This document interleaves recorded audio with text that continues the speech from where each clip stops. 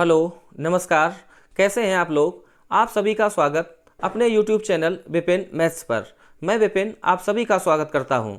आज हम लोग दिल्ली पुलिस 2020 का प्रैक्टिस सेट सॉल्व करने वाले हैं, जिसमें हम लोग पूरे 15 क्वेश्चन को सॉल्व करेंगे। किसी सवाल को करने का सबसे बेहतरीन तरीका क्या हो सकता है वो आप देखना। तो आइए सीधे चलते हैं सवालों पर। तो लेते हैं पहला क्वेश्चन।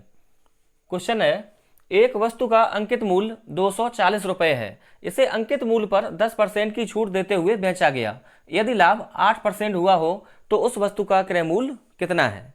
तो ध्यान रखना, जब कभी डिस्काउंट की बात करें और प्रॉफिट की बात करें तो सीपी और एमपी में जो रेशियो बनता है वो ऐसे लिखो, सीपी और एमपी। तो सीपी के ऊपर 100 माइनस डिस्काउंट परसेंट और एमपी में 100 प्लस प्रॉफिट परसेंट। यहाँ डी की वैल्यू है 10 और पी की वैल्यू है 8%। तो डालते हैं यहाँ पे वैल्यू, डी की वैल्यू 10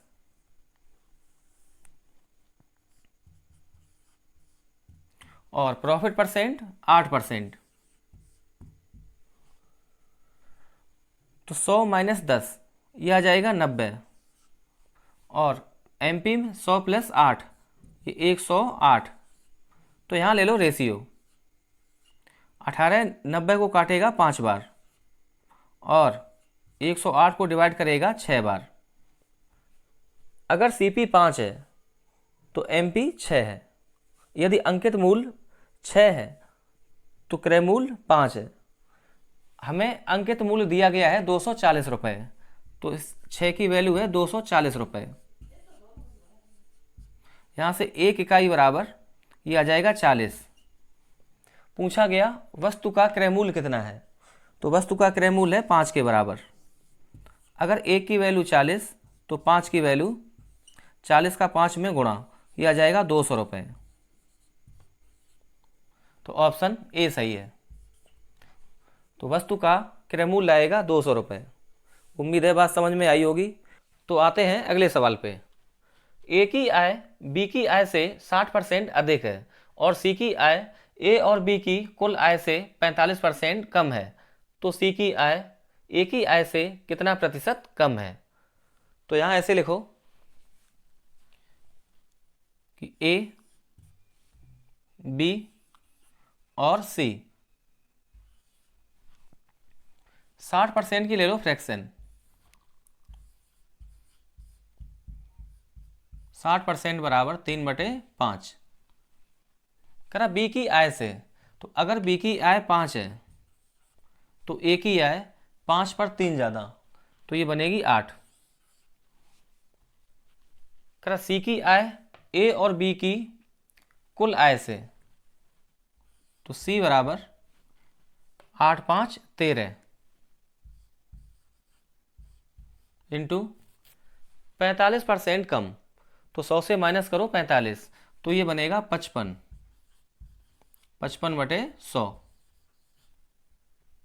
5 से डिवाइड कर दो तो ये आ जाएगा 11 बार काटेगा और 5 100 को काटेगा 20 बार, तो 13 इंटू 11, तो ये बनेगा 143/20। करा सी की आय ए की आय से कितना प्रतिशत कम है? तो अब हमें बी से कोई मतलब नहीं है, कंपेरिजन करना है ए और सी में। तो 20 से करा दो गुणा, 20 का 8 में गुणा, तो अगर ए की आय 160 तब सी की आय 143। बोला गया है कि ए की आय से, तो कंपेरिजन करना है हमें ए से। तो अगर ए 160 है तो सी 143 है। कितना कम? 17 कम। तो 17 कम कितने पे? 160 पे। तो 100 पे कितना?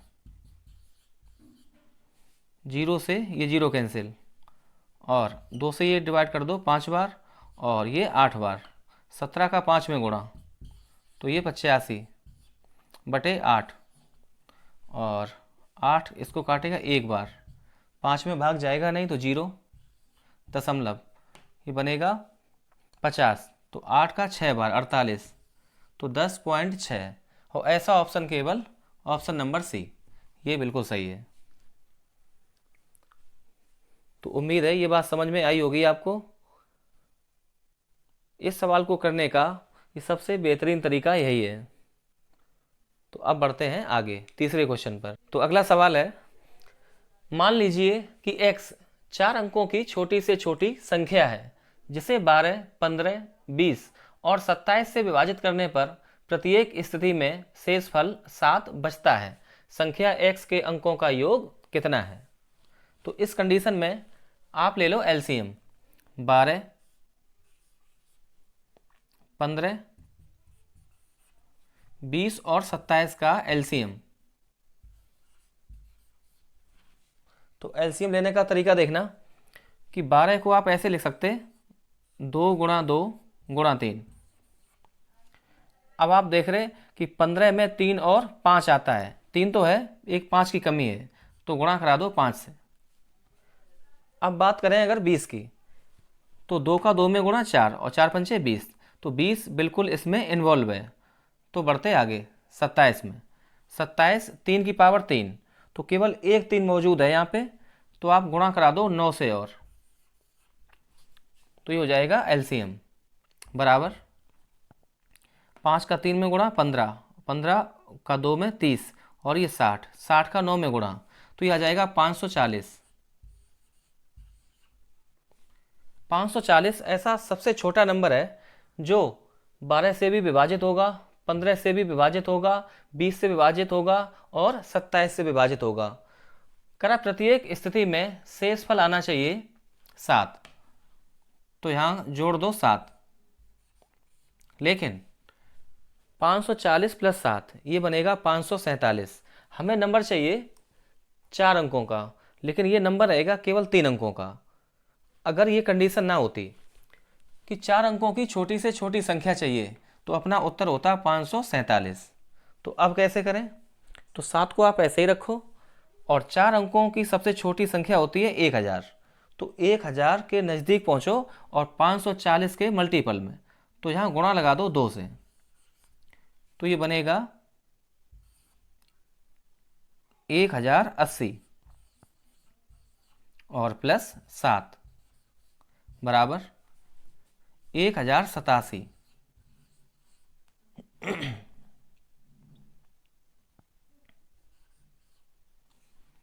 अब ये 4 अंकों की सबसे छोटी संख्या है जिसमें 12, 15, 20 और 27 से भाग करने पर प्रत्येक स्थिति में शेषफल बचेगा 7।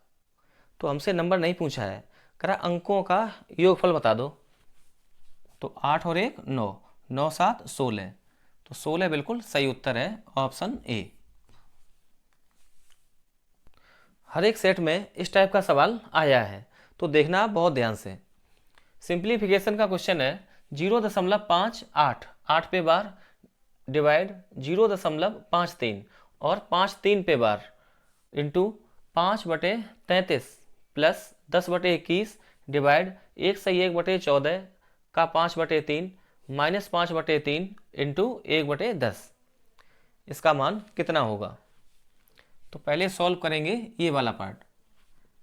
तो 0.58 पे बार तो 58 माइनस जिस पे बार नहीं है वो करते हैं माइनस, तो -5 बटे जितने डिजिट पर बार उतने 9, जितने डिजिट पर बार नहीं उतने 0 डिवाइड ये बनेगा 0.53, 5 3 पे बार तो 53/99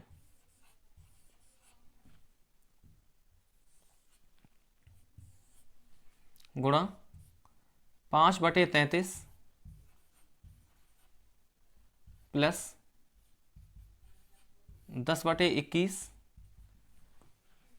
डिवाइड 14, एक बार 14 और 1 15, तो 15/14 का 5/3 माइनस 5/3 इंटू 1/10। तो 58 में से 5 कम, ये बनेगा 53। तो 53/90 डिवाइड, ये बदल जाएगा इंटू में, इसको पलट दो तो 99 ऊपर और 53 नीचे। 99/53 इंटू 5/33 प्लस 10/21। तो बोर्ड मास से पहले सॉल्व करेंगे ये का वाला पार्ट। तो का मतलब गुणा, तो 3 से ये काट दो 5 बार, तो 5 का 5 में गुणा 25। तो डिवाइड 25/14 माइनस ये 5 10 को काटेगा 2 बार और 3 का 2 में गुणा 6 माइनस 1/6। अब ये 53 से 53 कैंसिल, 33 इसको काटेगा 3 बार और 5 तिया 15 ये काट देगा 6 बार। तो 1/6 प्लस 10/21। अब इसको कर लो सॉल्व, डिवाइड को बदलो इनटू में, तो 14/25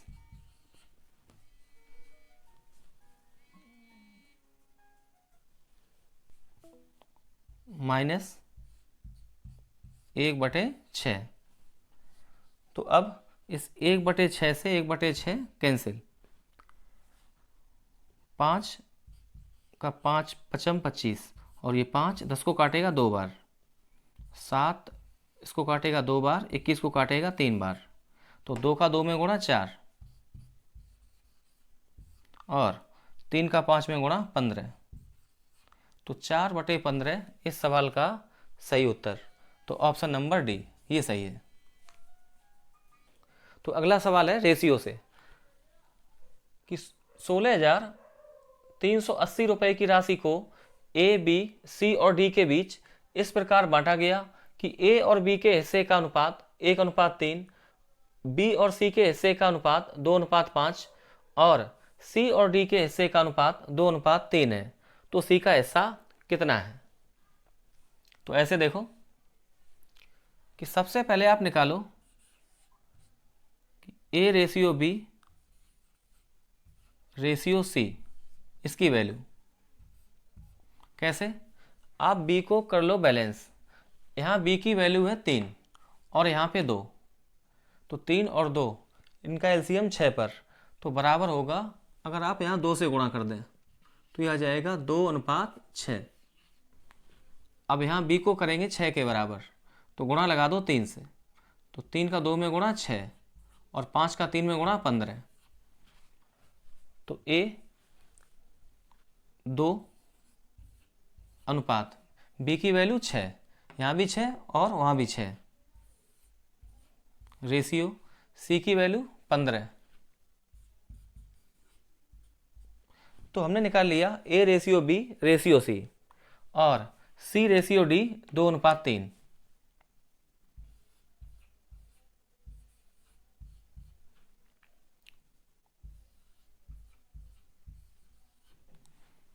अब इन दोनों में जो कॉमन है वो है सी।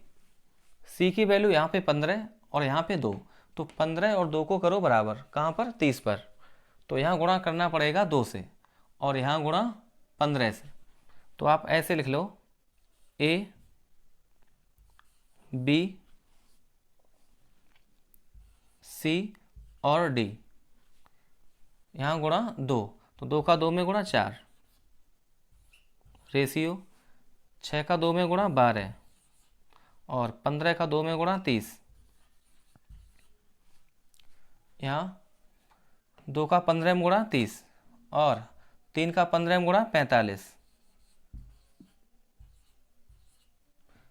तो हमने रेशियो निकाल लिया ए बी सी और डी का। इनका टोटल हिस्सा है 16,380। इनको जोड़ो तो 45 और 30 75 और ये 12 4 16, ये आएगा 91। तो 91 की वैल्यू 16,380 रुपये।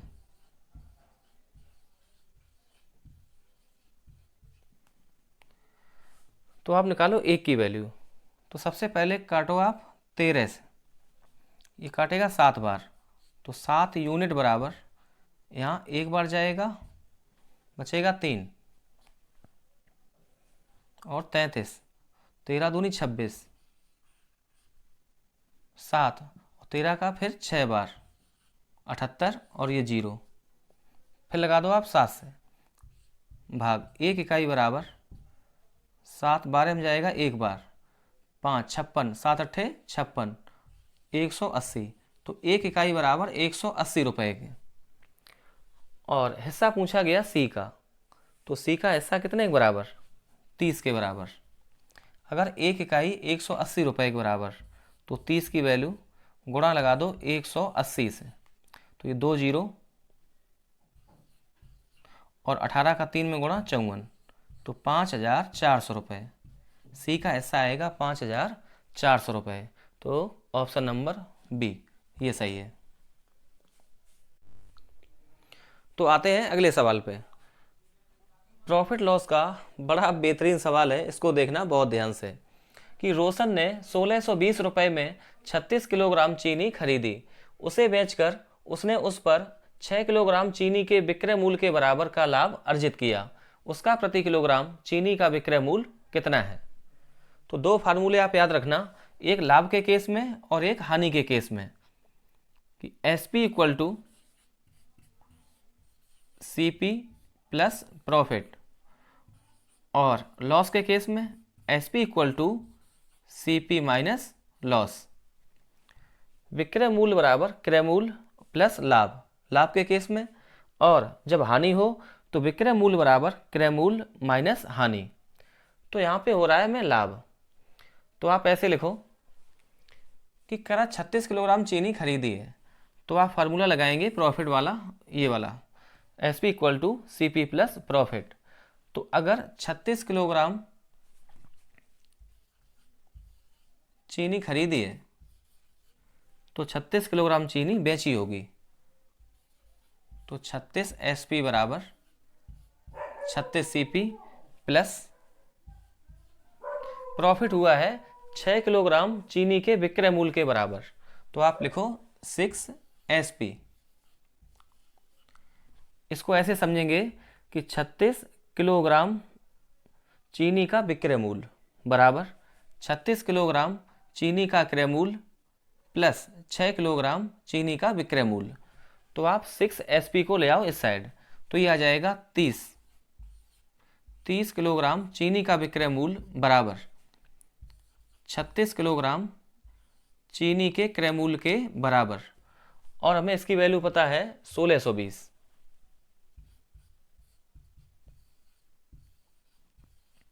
1620 रुपये। पूछता है कि 1 किलोग्राम चीनी का विक्रय मूल्य कितना है? 30 किलोग्राम चीनी का विक्रय मूल्य 1620 रुपये, तो आप 0 से 0 कर दो कैंसिल, तो 1 किलोग्राम चीनी का विक्रय मूल्य आएगा 162 बटे 3, और ये 3 पंचे 15 और 1 12, 3 चौको 12, तो आ जाएगा 54 रुपये। इस सवाल को करने का ये सबसे बेहतरीन तरीका है। तो 1 किलोग्राम चीनी का विक्रय मूल्य 54 रुपये, तो ऑप्शन अपना सी ठीक है। तो अगला सवाल है CI से इंस्टॉलमेंट का। देखो, एक ऋण का भुगतान 2 समान वार्षिक किस्तों में करना है।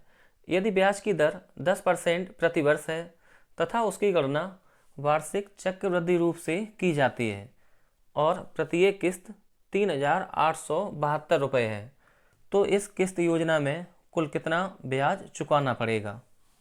तो देखो, आप ऐसे लिखो कि प्रिंसिपल और अमाउंट, रेट दी है 10%, तो 10% की फ्रैक्शन 1/10, तो पहली साल अगर प्रिंसिपल 10 है तो हमें ब्याज मिला के देना पड़ेगा 11। और अगले साल की बात करें तो 10 का स्क्वायर ये बनेगा 100, यहाँ 11 का स्क्वायर 121। तो अगले साल हमें 100 से देना पड़ेगा 121। लेकिन करा हमने दोनों साल बिल्कुल बराबर बराबर दिया है, तो यहाँ 11 यहाँ 121, तो यहाँ करो इक्वल, तो यहाँ लगा दो गुणा 11 से, तो यहाँ भी गुणा 11 से। अब आप देख रहे कि जो टोटल प्रिंसिपल बनेगा वो यहाँ पे 110 और ये 100, तो ये हो जाएगा 210।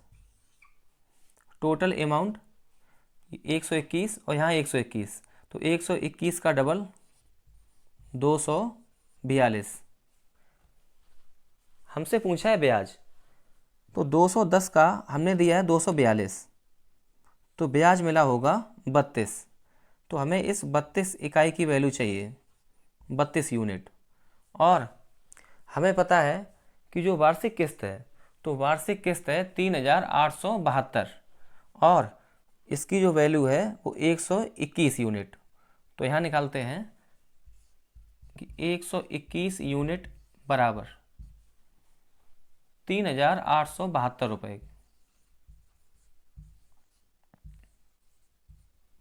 तो 11 से कर दो डिवाइड, तो 11 इकाई बराबर 11, इसको 3 बार काटेगा 5 57, फिर ये 5 बार जाएगा और 2 बचेगा 22, ये फिर 2 बार, तो 11 इकाई बराबर 352।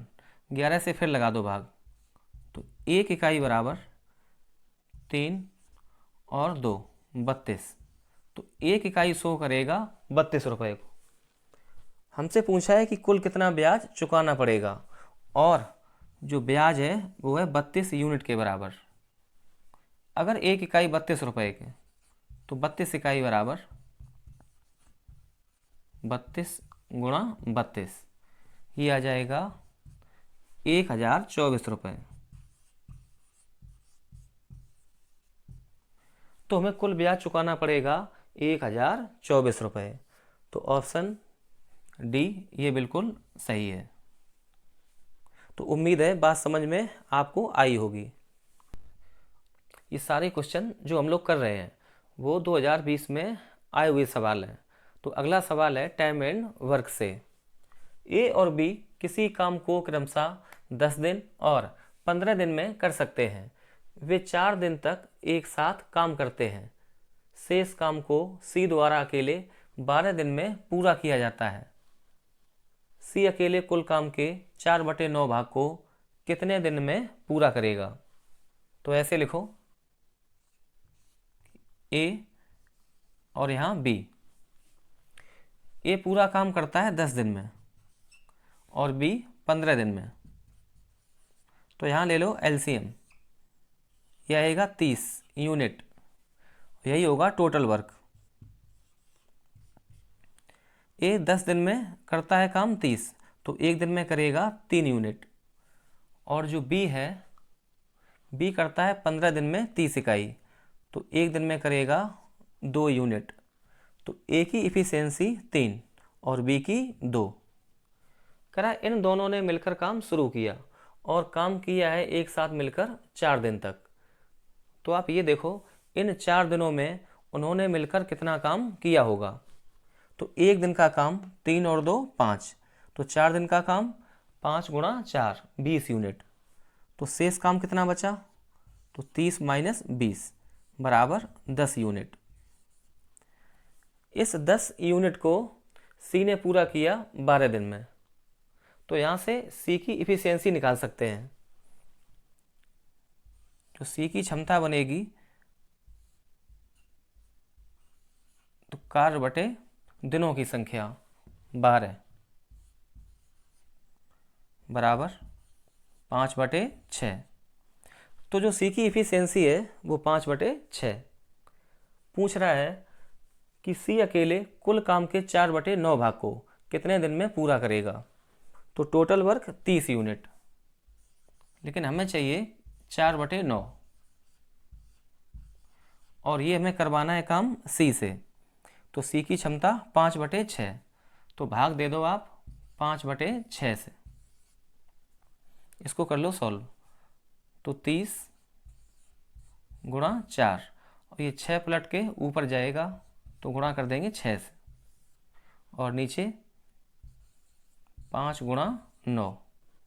तो यहाँ 5 से कर दो डिवाइड, 5 30 को काटेगा 6 बार, और 3 से डिवाइड करो, ये 2 बार और ये 3 बार, यहाँ 3 ये 2 बार, तो 4 का 2 में गुणा 8, और 8 का डबल 16 दिन।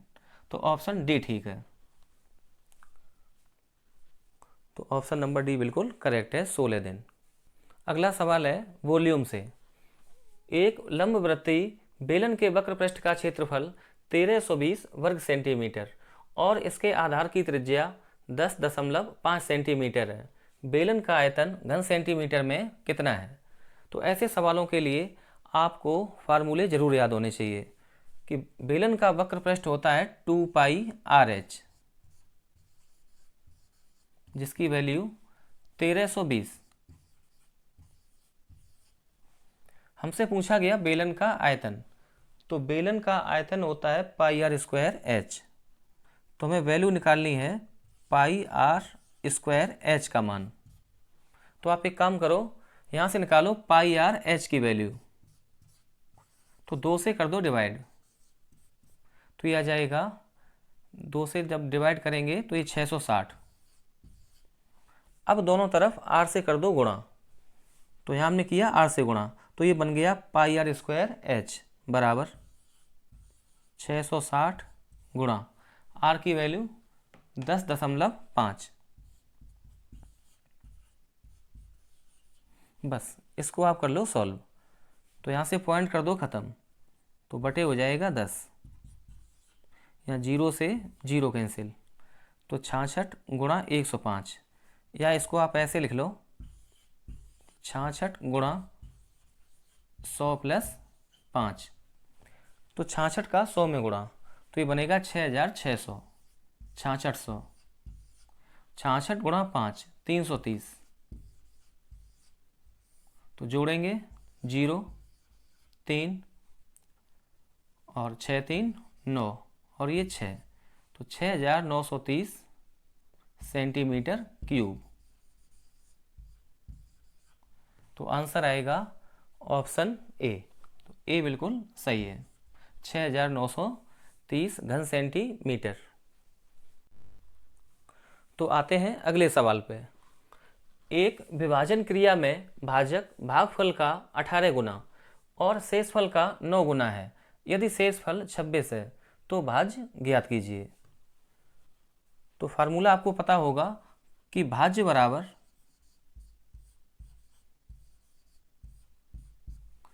भाजक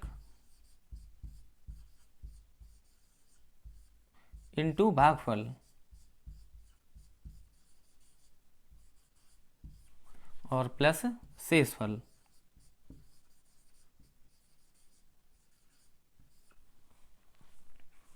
अब हमें शेषफल की वैल्यू पता है 26, तो प्लस 26 भाज्य बराबर, और जो भाजक है वो शेषफल का 9 गुना, तो यहाँ से भाजक बनेगा 26 गुणा 9। और करा जो भागफल है, भाजक भागफल का 18 गुना, तो यहाँ से वैल्यू निकाल सकते हैं हम लोग भागफल की, कि भागफल बराबर भाजक 26 गुणा 9, तो बटे कर दो यहाँ से 18, तो 9 से 2 बार, और ये 26 को काटेगा 13 बार, तो 26 गुणा 9 ये भाजक, और भागफल यहाँ से बनेगा 13, तो गुणा लगा दो 13 से, और प्लस 26, तो यहाँ से निकलेगा भाज्य।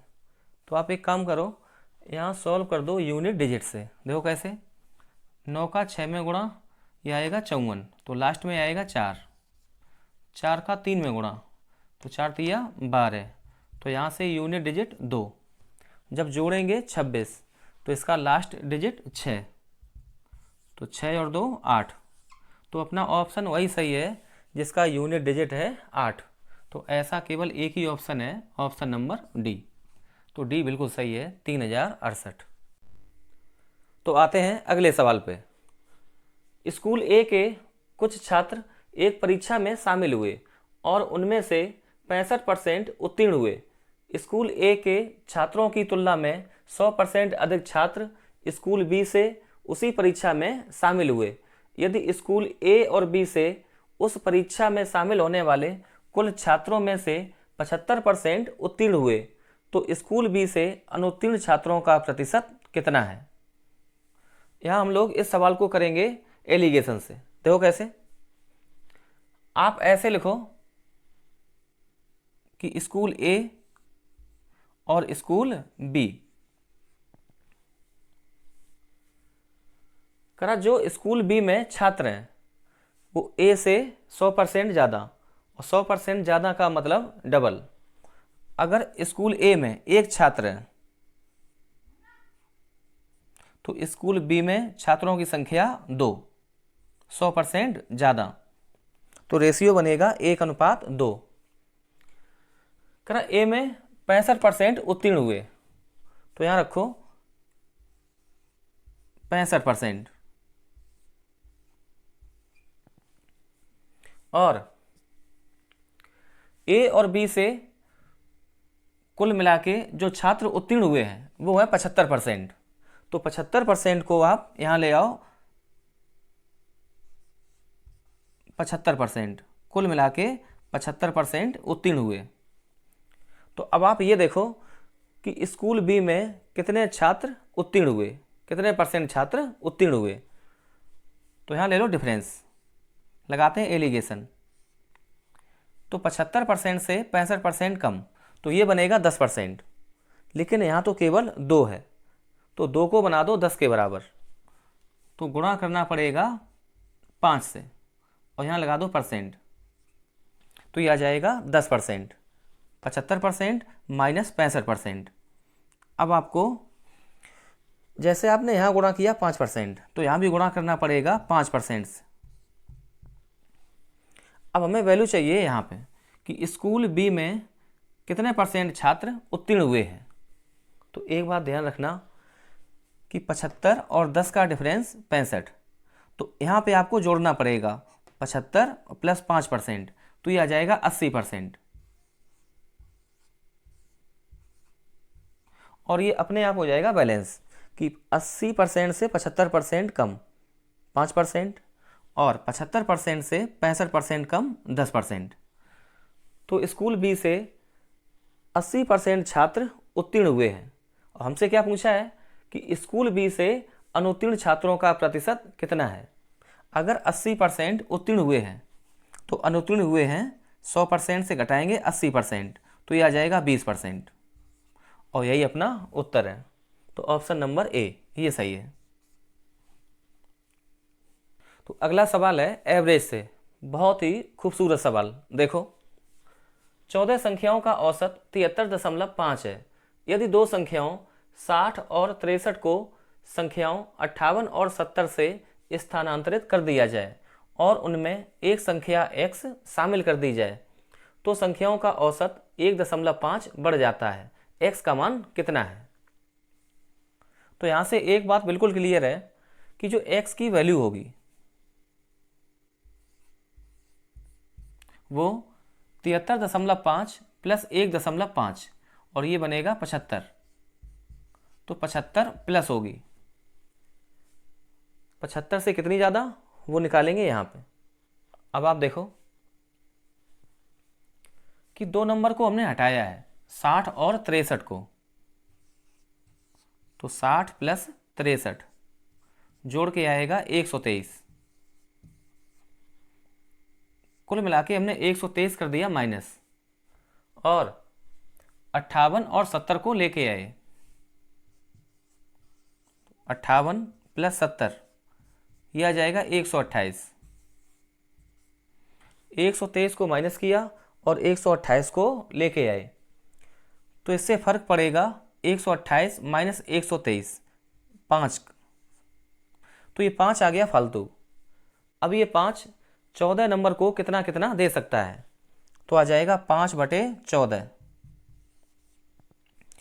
तो 5/14 ये एवरेज बढ़ा है इन दो नंबर के कारण, कि जब 60 और 63 को हमने हटाया और 58 और 70 को लेके आए, इसके कारण एवरेज बढ़ गया 5/14। लेकिन जो कुल एवरेज बढ़ा है वो 1.5, तो बाकी बढ़ाया होगा किसने, एक्स ने। कितना बढ़ाया होगा, तो आप ऐसे देखो कि 1.5, डेढ़ को हम लोग लिख सकते हैं 3/2, तो 3/2 माइनस 5/14, तो इसको करो सॉल्व, तो गुणा लगा दो 7 का, हर हो जाएंगे बराबर। ये 21 माइनस 5, ये आ जाएगा 16/14, तो 16/14 ये एवरेज बढ़ा है एक्स के कारण, तो एक नंबर को इसने दिया होगा 16/14, तो 14 नंबर को टोटल मिला के दिया होगा 16/14 गुणा 14, तो 14 से 14 कैंसिल, ये आ जाएगा 16। अब जो नंबर x है वो 75 से कितना ज़्यादा होगा, 75 प्लस 16, जब 75 में 16 ऐड करेंगे तो ये आ जाएगा 91, यही x की वैल्यू है, तो यहाँ से x बराबर 91, तो ऑप्शन ए ठीक है। तो अगला सवाल है समय और दूरी से। ए और बी ने एक साथ क्रमशः एक्स और वाई स्थानों से एक दूसरे की ओर चलना शुरू किया। रास्ते में बिंदु एम पर मिलने के बाद ए और बी को क्रमशः वाई और एक्स स्थानों तक पहुंचने में क्रमशः ए को 3.2 घंटे और बी को 7.2 घंटे लगे। उनके द्वारा एम बिंदु तक पहुंचने में लगने वाला समय घंटे में कितना था। तो इसको ऐसे देखो कि दो स्थान है एक्स और वाई, यहां पे हमने ले लिया एक्स को और ये वाई। अब यहां से चलता है ए,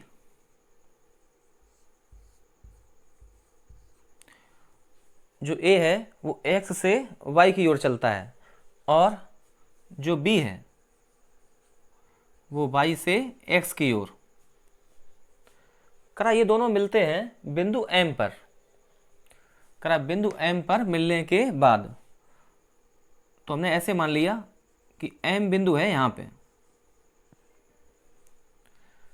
तो एम बिंदु पर मिलने के बाद ए पहुंचेगा वाई तक, तो इसको टाइम लगा 3.2 घंटे। मतलब यहां से लेकर एम से लेकर वाई तक पहुंचने में 3.2 घंटे ये टाइम लगा ए को, और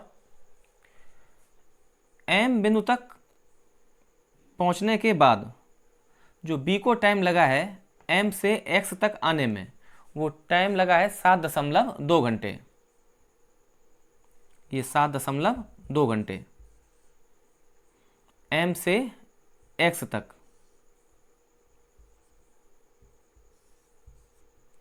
और ये 3.2 घंटे एम से वाई तक। तो अब सवाल में पूछा है कि बिंदु एम तक आने में कितना समय लगा होगा, और ये समय लगा होगा बराबर जिस टाइम पर ए ने चलना शुरू किया उसी टाइम बी ने चलना शुरू किया एक दूसरे की ओर, और मिले हैं कहाँ पर, बिंदु एम पर। तो जितनी देर में ए पहुँचा है एम तक उतने ही समय में बी भी पहुँचा होगा एम तक, तो ये टाइम लगेगा बराबर।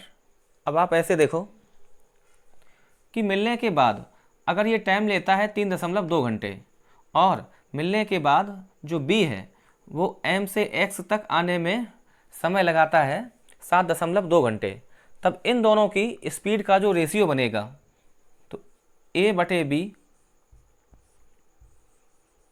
बराबर T2/T1 रूट के अंदर, तो अंडर रूट T2 मतलब 7.2 अपॉन 3.2, तो पॉइंट से पॉइंट कर दो खत्म और 2 से कर दो डिवाइड, तो ऊपर बनेगा 36 और नीचे 16, तो 36 का वर्गमूल 6 और 16 का 4, तो A/B बराबर 6/4। इसको सॉल्व करते हैं, 2 से कर दो डिवाइड, तो 3/2। तो अगर A की स्पीड है 3 तो B की स्पीड है 2। तो यहाँ से हमने A और B की स्पीड का रेशियो निकाल लिया। अब देखो, अब बात करेंगे X से M तक, ये दूरी B को टाइम लगा है M से X तक आने में लगा समय 7.2 घंटा, और हमें टाइम चाहिए कि A को X से M तक जाने में कितना समय लगेगा। अगर डिस्टेंस इक्वल है तो आपको पता होगा, यहाँ लिखो A और B,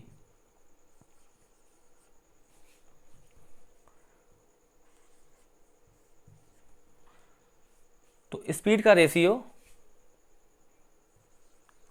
3:2।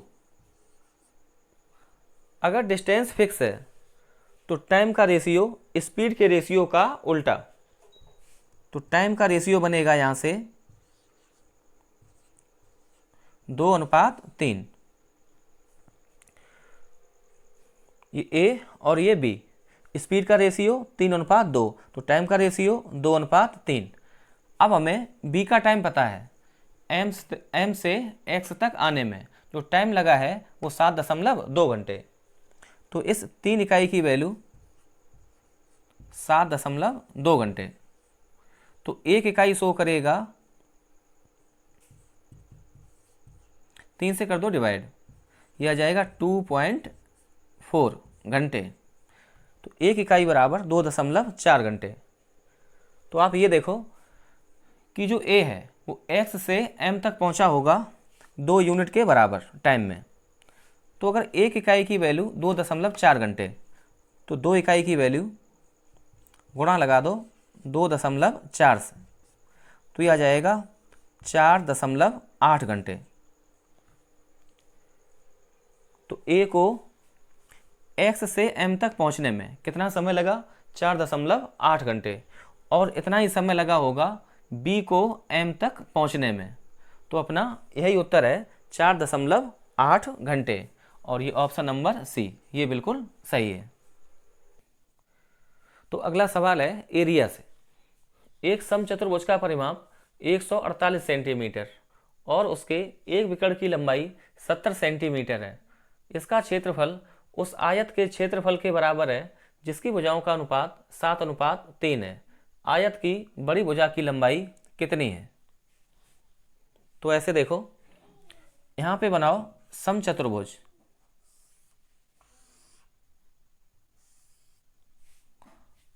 ये हमने मिला दिए विकर्ण। परिमाप है 148 सेंटीमीटर, तो एक भुजा की लंबाई निकलेगी 148/4, तो यहाँ से 37 सेंटीमीटर, तो ये 37 सेंटीमीटर। हमें पता है कि समचतुर्भुज के विकर्ण एक दूसरे को समकोण पर समद्विभाजित करते हैं, तो ये एंगल आएगा 90 डिग्री। एक विकर्ण की लंबाई 70 सेंटीमीटर, तो यहाँ से ये डिवाइड हो जाएगा 35 और 35 में।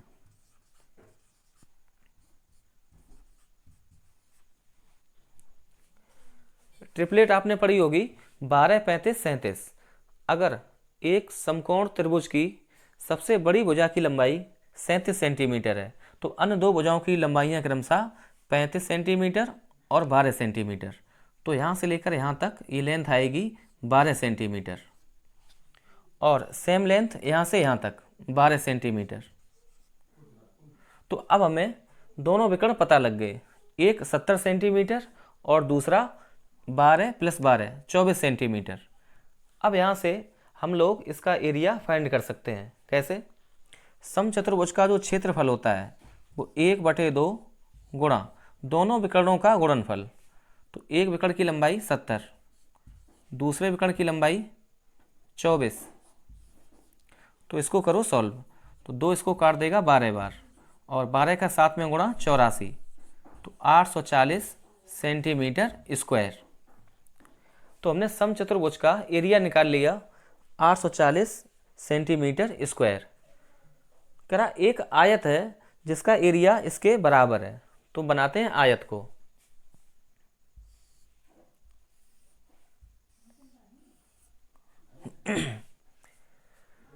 करा जो आयत है उसकी भुजाओं का अनुपात 7:3।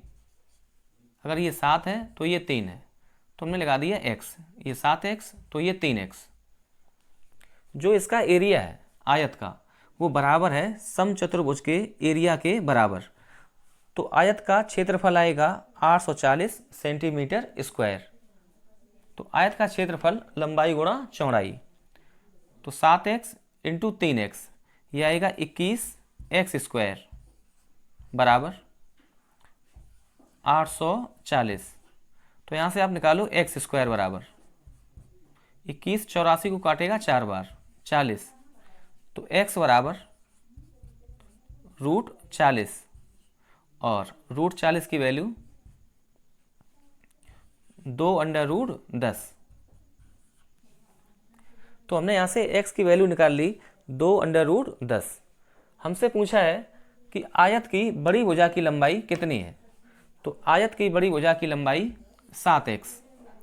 तो रखते हैं x का मान यहाँ पर, तो 7 गुणा x की वैल्यू 2√10, तो गुणा लगाएंगे 7 का 2 में 14, तो 14√10 सेंटीमीटर। तो आयत की बड़ी भुजा की लंबाई 14√10 सेंटीमीटर। तो अपना उत्तर ऑप्शन नंबर डी ये सही है। तो अगला सवाल है एसआई से, साधारण ब्याज से। किसी राशि पर पहले 3 वर्ष के लिए ब्याज की दर 8% प्रतिवर्ष है, अगले 4 वर्ष के लिए 10% प्रतिवर्ष और 7 वर्ष के बाद 16% प्रतिवर्ष है। यदि व्यक्ति को 10 वर्ष के बाद साधारण ब्याज के रूप में 11,340 रुपये प्राप्त होते हैं तो उसने कितनी राशि का निवेश किया था। तो ऐसे देखो कि 3 वर्ष के लिए जो रेट है वो 8%, तो 3 गुणा 8% प्लस अगले 4 साल के लिए रेट है 10%, तो इफेक्टिव रेट 4 गुणा 10% प्लस करा 7 वर्ष के बाद 4 साल और ये 3 साल, 4 3 7, 7 वर्ष के बाद जो रेट है वो 16%।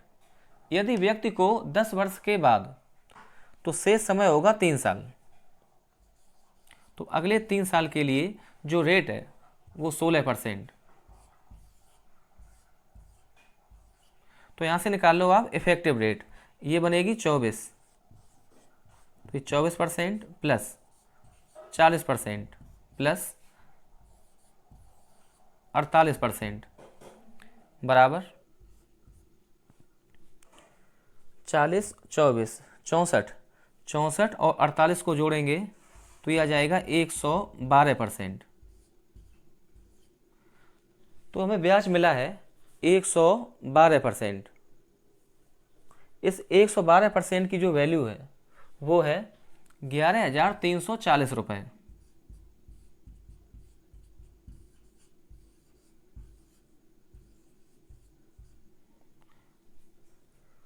करा कितनी राशि का निवेश किया था। तो हमें चाहिए प्रिंसिपल, और प्रिंसिपल होता है 100%। तो यहाँ से निकालो आप 100% की वैल्यू बराबर 11,340 बटे 112 गुणा करेंगे 100 से, इसको करेंगे सॉल्व। ये आप ऐसे देखो, यहाँ लगा दो आप डिजिट सम, तो नीचे बनेगा 2 और 1 3 और 1 4, अगर नीचे 4 बन जाए तो ऊपर नीचे गुणा करते हैं 7 का। ये डिजिट सम का रूल है नीचे 10 बनाने के लिए, क्योंकि वहाँ आ जाएगा 1। अब आप ये देखो कि 4 3 7 और एक 8 और एक 9, 9 का मतलब 0, 0 या 9। अब अपना ऑप्शन वही ठीक है जिसका डिजिट सम 0 अथवा 9 है, तो करते हैं चेक।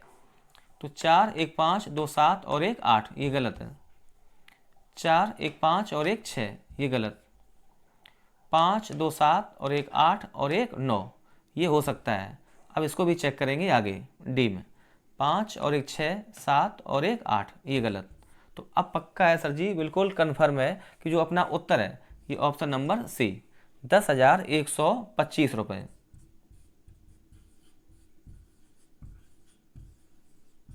चाहो तो आप सॉल्व कर लेना, यहाँ से निकलेगा 10,125 रुपये। तो बस ऑप्शन नंबर डी। अब अपने पूरे क्वेश्चन हो गए 15 दिल्ली पुलिस के। तो उम्मीद है वीडियो आपको अच्छा लगा होगा। देखने के लिए बहुत शुक्रिया।